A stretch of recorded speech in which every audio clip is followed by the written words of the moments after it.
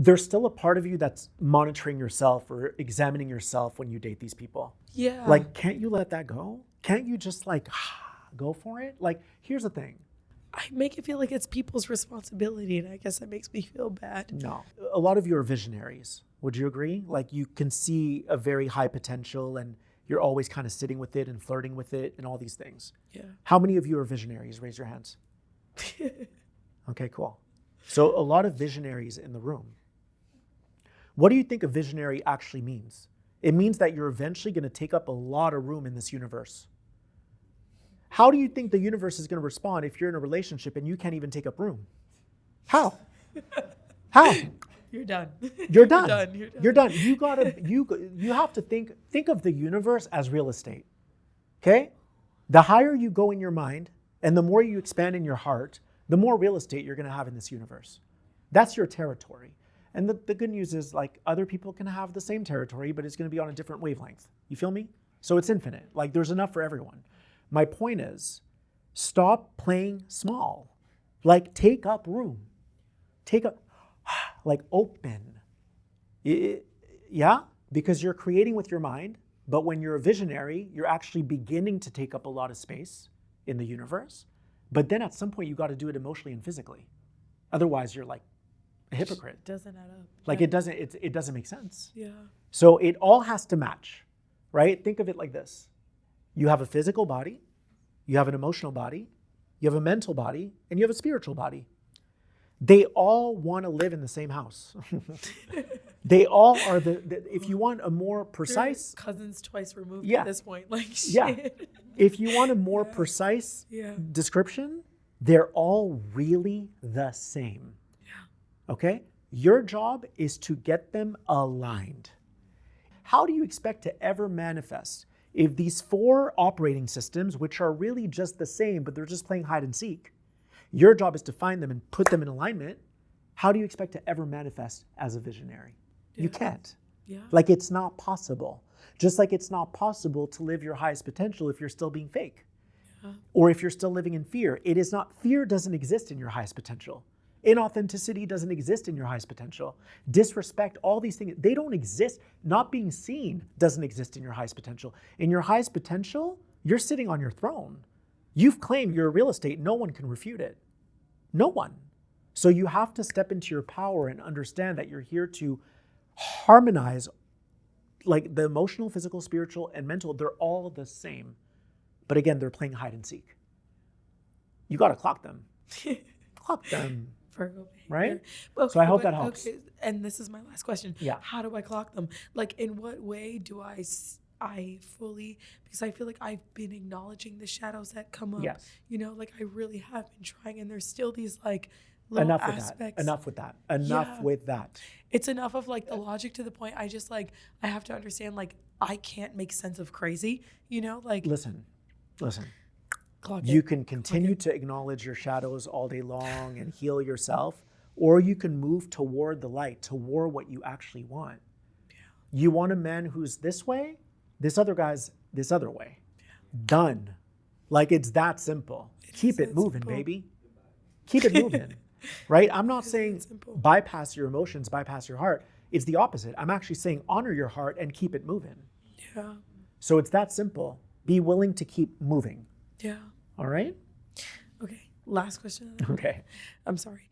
But so in the midst of, like, because I'm feeling like I feel like I'm very present in the sense I'm ice skating the very fine line between, like, what's my intuition and what's my projection. Like, what for you is a signal of, like, I'm projecting versus this is an intuitive ping? Because, for example, this person had kind of been, to any other person that would be hearing me talk about them, is very clearly a red flag. Okay. You know? But, like, for me, I was like, oh, okay, this person might be experiencing X, Y, and Z, and I'm going to give them the benefit of the doubt.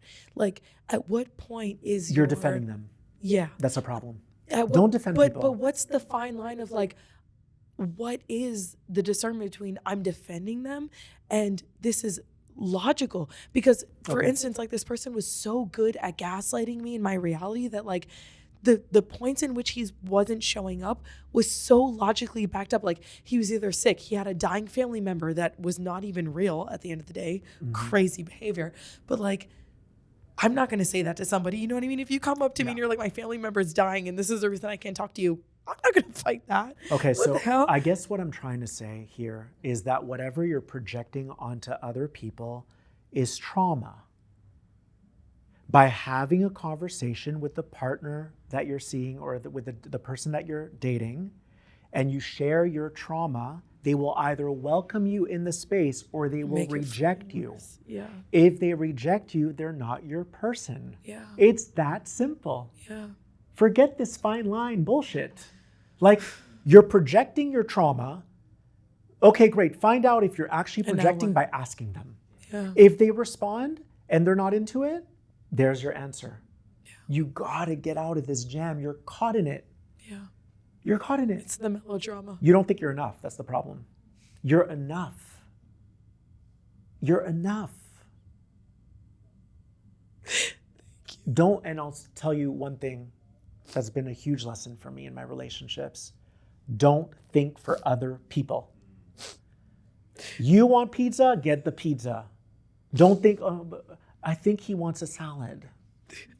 Like, let him decide. If he doesn't want the pizza, he's a grown man, he will let you know. Okay? Stop thinking for people. Stop defending people. For me, it's a red flag when you defend people. Unless I'm talking shit, which I wouldn't do. But my thing is, if you're defending people or their behavior, that's your sign. Like, free yourself. Enough. At what point can you do that though? Like, at what point have you found in maybe your own personal journey where you're like, I can fully stop doing this? Because I don't know, I feel like this part of me, like the bigger part of me, always still wants to defend the person, you know? Because I feel like this like oneness, unity, I understand everybody for who they are and their projections in their life. But like, at what point is it an expense to myself? It's an expense to yourself when you're no longer acknowledging what you're needing on an emotional level. Yeah. It's an expense to yourself when you are not showing up for you. That's when. So if you find that you're defending this person, giving them the benefit of the doubt, and it's disserving you, stop doing it. Just put an end to it. Listen, if you have the willingness to be in a relationship, even though you're flawed, I'm really flawed, but I really wanted it. I really wanted my partner. And I found him. Because when you're willing, you can't back out anymore. You don't make excuses anymore. You're in it. You're like, I'm going to sift through my crap and I'm going to figure this out because this is what I want. I don't want to do this on my own anymore. I want support. I want to be able to share. I'm so, like, for me, I feel like I have such a fatherly quality in a way that I want to give. Like, I want to give people glow ups. I want to give people everything. And when I can't do that, I suffer. Yeah. It's like when you withhold your love, you're in pain. So I knew I wanted a relationship for that reason. And I also knew that I had a lot of work to do. But again, when you have the right partner who's the right fit for you, nothing's too hard to do because they love you. Yeah. So thank you so much. Thank you, Phil. I appreciate you.